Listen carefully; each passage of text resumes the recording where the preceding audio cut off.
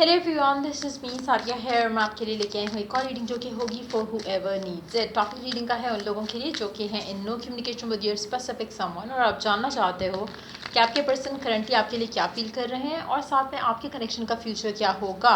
अगर आप ये दोनों चीज़ें जानना चाहते हो तो उसके लिए आप ये रीडिंग देख सकते हो। इस रीडिंग में हम आपके पर्सन के मैसेजेस भी ऐड करेंगे और ऑरेकल गाइडेंस भी ऐड करेंगे। So stay tune. और रीडिंग शुरू करने से पहले रिमाइंड करवाऊंगी कि एक जनरल रीडिंग है, सबके साथ मैच कर भी सकती है और नहीं भी। सो जो बातें, जो मैसेजेस आपकी लाइफ में आपकी सिचुएशन से मैच करते हैं, आप उन मैसेजेस को पिक करो, बाकी सब कुछ छोड़ दो। अगर आप पर्सनल रीडिंग्स चाहते हो, पेपॉल से या ईजी पैसे से पेमेंट कर सकते हो। सिर्फ तभी रीच आउट करो ताकि आपका भी टाइम वेस्ट नहीं हो और मेरा भी। सो या लेट्स सी। अगर आप नो कम्युनिकेशन में हो, नो कांटेक्ट में हो अपने पर्सन के साथ, लेट्स सी कि क्या है आपके पर्सन की करंट फीलिंग्स आपको लेकर। Let's tap into that. क्या फील कर रहा है आपका पर्सन आपको लेकर। नाइट ऑफ वांड्स, बहुत ही लाइट हार्टेड एनर्जी आपकी पर्सन की towards the current situation, towards you as well. कहीं ना कहीं आप लोगों का कनेक्शन काफ़ी पैशनेट हो सकता है और एट टाइम्स वो उस चीज़ को मिस करते हैं जो they had with you. So let's see more cards here. 6 of swords, the Fool, 3 of wands.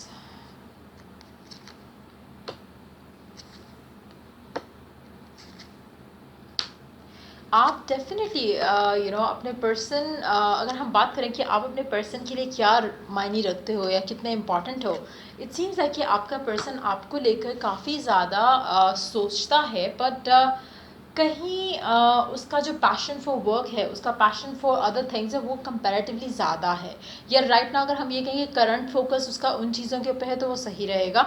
Basically उसको भी पता है कि वो आपके साथ जस्टिस नहीं कर पा रहा। जो भी आप दोनों के दरम्यान में जो भी सिचुएशन है जिसकी वजह से भी आप लोगों की बातचीत नहीं हो रही, आपका पर्सन नोज इट वेल कि आप दोनों के दरम्यान में जो भी इश्यूज़ हैं उसमें वो आपके साथ जस्टिस या कनेक्शन के साथ जस्टिस नहीं कर पाता। उसका अगर हम देखें, उसकी इंटेंशन है कि आप दोनों के दरम्यान में एक नया स्टार्ट हो, एक फ्रेश स्टार्ट हो। लेकिन अगेन अगर हम बात करें कि क्या पॉसिबिलिटी है इसकी, ऐसा हो सकता है कुछ, तो उसकी पॉसिबिलिटीज़ देखा जाए तो जब तक ये इंसान इस चीज़ को अंडरस्टैंड नहीं करता कि बेसिकली इसमें से इसने कुछ ऐसा अपने जहन में रखा है कि पहले मैं ये कर लूँ और उसके बाद फिर ये होगा। एक्चुअली ऐसा कभी भी नहीं होगा।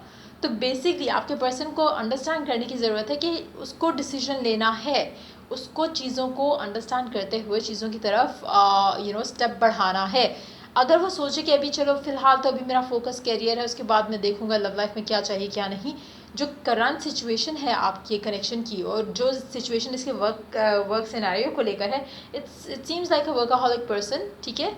और ये पर्सन कभी नहीं बदलेगा। अगर हम इसके वर्क सिनेरियोस की बात करें तो दे विल नेवर एंड, कभी काम करना छोड़ तो नहीं देगा। लेकिन ये अंडरस्टैंडिंग आपके पर्सन को होना बहुत इंपॉर्टेंट है कि अल्टीमेटली इस इंसान को लव लाइफ और करियर को बैलेंस करना पड़ेगा, जो कि राइट नाउ मुझे लग रहा है कि वो नहीं कर पा रहा। और उसको पता है कि वो जस्टिस नहीं कर पा रहा, उसको पता है कि बैलेंस नहीं कर पा रहा, उसको पता है कि स्टेबिलिटी जो है उसकी एंड से कनेक्शन को नहीं मिल पा रही है। But at the same time वो सोचता है कि कभी किसी टाइम ऐसा होगा जहाँ पे I will be able to do what I want to do, जहाँ पे वो कनेक्शन को सीरियसली लेकर चले, जहाँ पे वो कनेक्शन को अंडरस्टैंड करे, जहाँ पे वो कनेक्शन अपनी लव लाइफ को भी टाइम देना शुरू करे। लेकिन ये कब होगा ये नोबडी नोज, क्योंकि ये ऐसी सिचुएशन में नहीं हो सकता अगर इट्स नॉट लाइक कि उसने अपना करियर कोई गोल चूज़ किया हुआ है कि मुझे ये करना है। इट्स मोर लाइक कि अभी फ़िलहाल love life is not the prime focus.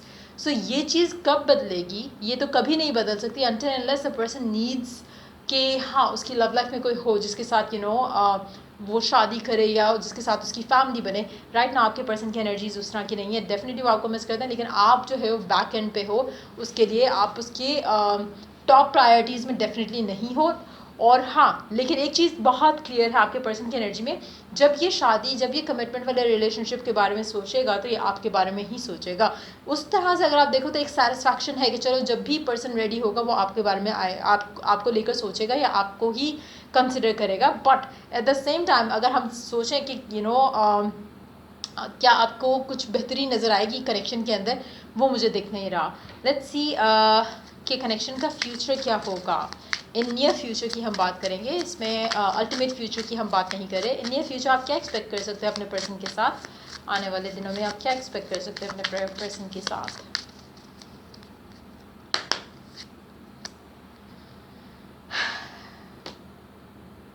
आपका कनेक्शन काफ़ी हद तक डिवाइनली टाइम्ड है। बहुत ज़्यादा इसमें डिलेज़ होंगे आपके कनेक्शन में, और मेजर डिलेज़ जो हैं वो सिर्फ इसीलिए हो रहे हैं क्योंकि आप एक साइकिल में, एक सर्कल में जो है एक दूसरे के साथ घूमे फिर रहे हो। एज एन के एक ऑन एंड ऑफ साइकिल है आप दोनों का, और जो कि चलता आ रहा है। कभी आप गिव इन कर देते हो, कभी आपका पर्सन गिव इन कर देता है, लेकिन एक जो आप दोनों को अल्टीमेटली एक चीज़ चाहिए उसके ऊपर आप लोग एग्री नहीं करते हो। चाहे वो आप नहीं करते, चाहे आपका पर्सन नहीं करता, तो अल्टीमेटली जब आप दोनों एक जगह पे आ जाओगे, when you both will be on the same page, तब जाके आपके कनेक्शन में जो है वो चीज़ें बेहतर होंगी। और मुझे लगता है कि with the star card as an answer to कि नियर फ्यूचर क्या होगा, तो मुझे लग रहा है कि वो चीज़ें सॉर्ट आउट होने के बहुत ज़्यादा चांसेस हैं। Let's take more cards. King of Wands, the Chariot, Eight of Cups, the Empress, the world. चीज़ें आपकी लव लाइफ में बदलेंगी, और मुझे लगता है कि अगर आपका पर्सन और आपके दरमियान में कम्युनिकेशन नहीं हो रही तो आपका पर्सन आपको रीच आउट करेगा, बट अगैन उसके लिए आपको इंतज़ार करना पड़ेगा। स्पेशली अगर आप इस तरह की सिचुएशन में रहे हो अपने पर्सन के साथ जहाँ पे ऑन एंड ऑफ आप लोगों का रहा है connection, but at the same time हमेशा आपने कहीं ना कहीं गिव इन करके कनेक्शन को धक्का लगाकर एक चीज़ को कंटिन्यू किया है, तो इट्स हाई टाइम कि यू स्टॉप डूइंग दैट और let your person take action. अगर आप अपने पर्सन को एक्शन नहीं लेने दोगे या आपकी तरफ एक स्टेप लेने नहीं दोगे तो ये पर्सन कभी नहीं लेगा। और व्हेन आई से कि स्टेप फॉरवर्ड, तो मेक श्योर कि आप अपने पर्सन से बहुत क्लियर कट कम्युनिकेट करो कि आपको क्या चाहिए। स्पेशली क्योंकि अभी तो नो कम्युनिकेशन चल रही है, दैट मीन्स कि कनेक्शन इतना स्टेबल भी नहीं है कि कम्युनिकेशन थ्रू आउट चल सकती हो। सो दैट मीन्स कि बहुत ज़्यादा एफर्ट करने की ज़रूरत है आपके अपने एंड से भी, अपने आप को रोकना या पुल अवे करना पर्सन से, और पॉजिटिव रहना इन दैट सिचुएशन टू, जहाँ पे आप अगर बातचीत नहीं भी हो रही है तो आपको पता है कि अल्टीमेटली ये पर्सन आपके पास ही आएगा।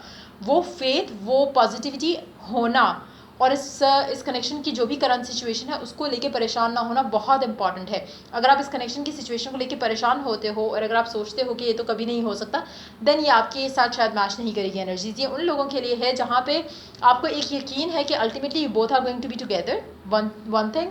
उसके अलावा आपको एक चीज़ और पता है कि आपका पर्सन और आप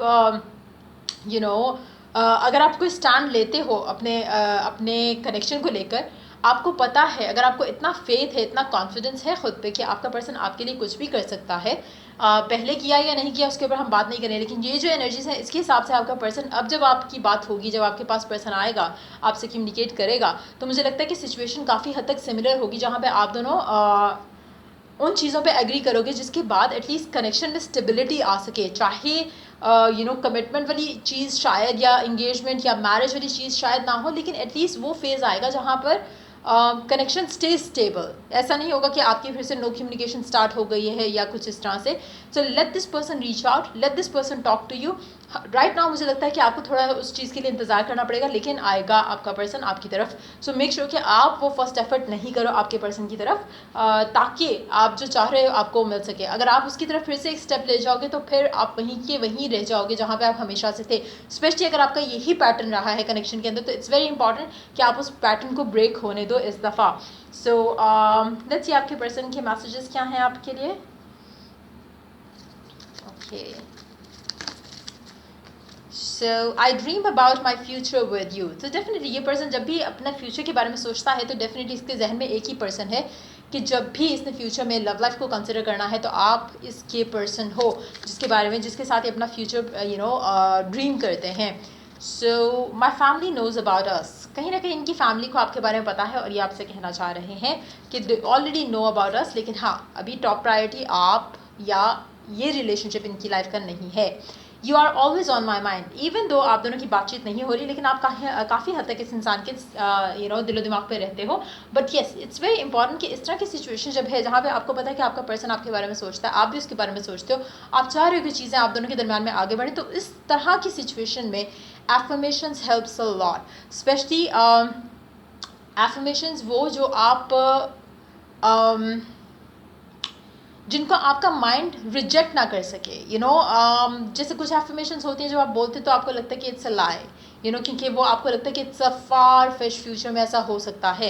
लेकिन कुछ ऐसी एफर्मेशंस हो सकती हैं जैसे अगर आप कहो कि जैसे ये है, ये वाला मैसेज है, you are always on my mind. अगर आप ये बोलना शुरू कर दो खुद को कि I am always on my person का नाम, I am always on his और हर माइंड, तो दिस इज़ समथिंग जो कि आपको आप अगर उसका एक लॉजिकल वो देखना चाहो या एक उसका प्रूफ देखना चाहो तो आपको प्रूफ नहीं दिखेगा, क्योंकि जाहिर सी बात है आप उसके दिमाग में हो या नहीं हो आपको नज़र नहीं आएगा। सो दिस इज़ समथिंग वो आप मान भी सकते हो, नहीं भी मान सकते। ग्रेजुअली जब आप ये बोलोगे और रिपीट करोगे खुद के लिए तो आप आहिस्ता आहिस्ता उस चीज़ को मानना शुरू कर दोगे, वो आपका बिलीव बन जाएगा। So that's how you need to go about it. Specially अगर आपके लिए पॉजिटिव रहना मुश्किल होता है, इन दैट सिचुएशन आप इस तरह की चीज़ यूज़ कर सकते हो। लेकिन अगर आप ऑलरेडी बहुत पॉजिटिव है, अगर कॉन्फिडेंट हो कि आपका पर्सन आपका ही है, तो in that situation you need to upgrade those affirmations to something better. जहाँ पे अगर आपको फियर्स नहीं है, डाउट्स नहीं है, तो आप कुछ और एफर्मेशंस भी यूज़ कर सकते हो, विजुअलाइज कर सकते हो, बट वो आपको काफ़ी हेल्प करेंगे और आपका पर्सन जल्द आपके पास आएगा। You can also use scripting as well, या फिर कोई सिनेरियोज लिख लो अपनी लव लाइफ को लेकर अपने पर्सन के साथ, वो भी आपको काफ़ी हेल्प करेंगे। और लेट्स सी कि ओरेकल मैसेज क्या है आप लोगों के लिए अराउंड दिस सिचुएशन। लेकिन मुझे लगता है कि आपका बहुत जल्द आप लोगों की लव लाइफ में जो है वो जो ट्विस्ट आना है एक, वो बहुत जल्द आएगा। With the star card here आपको होप जो है अपनी स्ट्रांग रखनी है और कॉन्फिडेंस खुद के अंदर बहुत इंपॉर्टेंट है। आपको पता होना चाहिए कि what you want is yours already. तो वो कॉन्फिडेंस अगर आप में नहीं है तो you need to work on that first. Passion, मुझे लगता है कि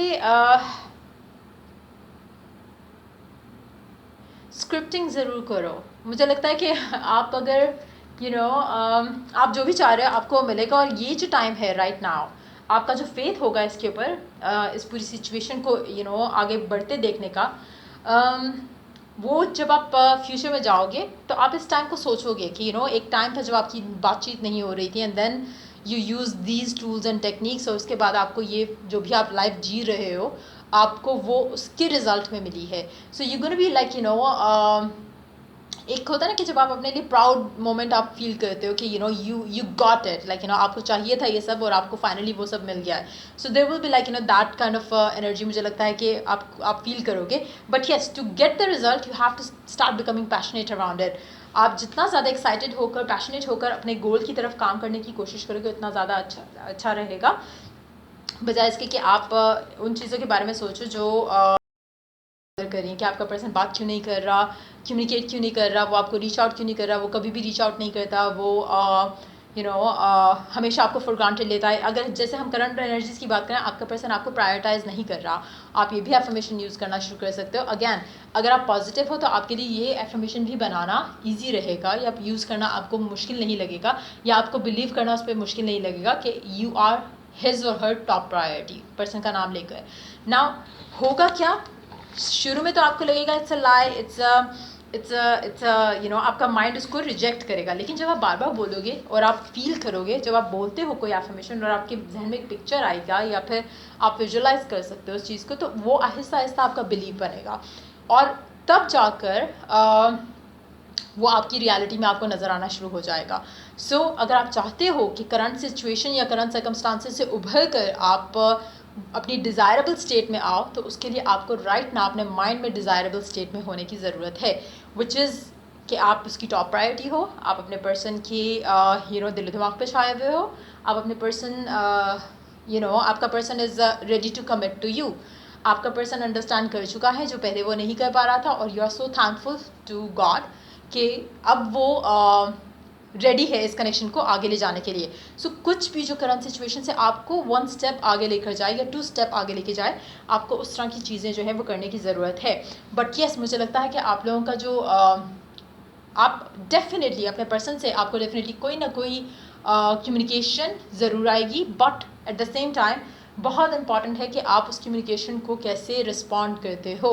मेक श्योर कि डिपेंडिंग ऑन आपकी सिचुएशन या आपकी जो केमिस्ट्री है विद योर पर्सन, उसके अकॉर्डिंगली अपने जो भी आपके कंसर्न्स हैं पुट देम आउट, और कोशिश करो कि आप दोनों बैलेंस रखो कनेक्शन को, जहाँ पे ऑन एंड ऑफ वाली चीज़ दोबारा रिपीट नहीं हो। सो ये थी आपकी रीडिंग। अगर आपको हेल्प किया और गाइड किया तो लाइक शेयर सब्सक्राइब जरूर करो। चलिए, द नेक्स्ट रीडिंग पे गाइस, टेक केयर, बाय।